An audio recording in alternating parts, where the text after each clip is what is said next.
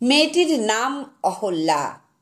মেয়েটির বাড়ি ভারতবর্ষের যে কোনো জায়গায় হতে পারে, রাজস্থান থেকে অন্ধ্রপ্রদেশ, পশ্চিমবঙ্গ, ত্রিপুরা, নাগাল্যান্ড, মণিপুর কিংবা লাদাখ। মেয়েটির বয়স আনুমানিক 12 কি 13, কম কিংবা বেশি হলেও ক্ষতি কি? মেয়েটির মা বাবা পরিবার বড্ড গরিব, খেটে খাওয়া মানুষ, কিন্তু কাজ পায় কই?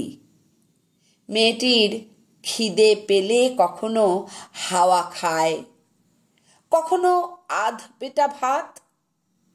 মেয়েটির দুটো জামা, তাও ছেঁড়া।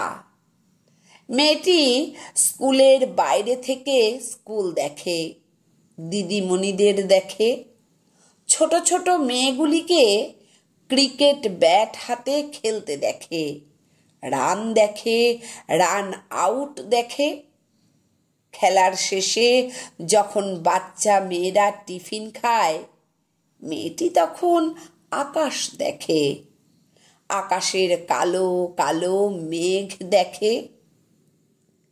মেয়েটি পাথর হয়ে যেতে পারত, কিন্তু না। গতকাল মেয়েটির মা যে বাড়িতে কাজ করে, রাত জেগে সেই বাড়িতে বসে ক্রিকেট বিশ্বকাপের ফাইনাল দেখেছে সে।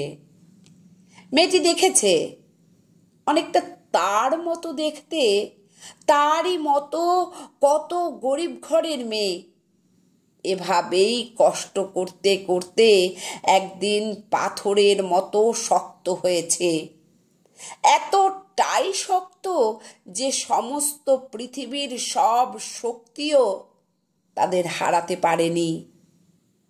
মেয়েটি আজ সকালে স্কুলে গিয়ে বলে, আমি পড়তে চাই। মেয়েটির কথাতে জাদু আর আত্মবিশ্বাস মেশানো ছিল।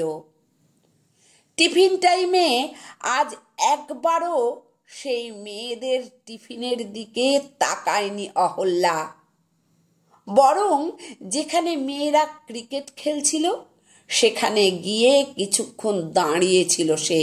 তারপর সবার সঙ্গে শুরু করেছে খেলা। মেয়েটি ক্রিকেট খেলেনি কোনো দিনও। ব্যাট করতে নেমে যখন প্রথমবার খিদে পেটে 6 মারল, মেয়েটার সে কি আনন্দ! মেয়েটির নাম অহল্যা। রিচা ঘোষ, স্মৃতি মন্থনা, হরমনপ্রীত কৌর, জেমিনা রডগ্রিজ কিংবা শেফালি বর্মা, মেয়েটির যে কোনো নাম হতে পারত। মেয়েটির যে কোনো নাম হতে পারত।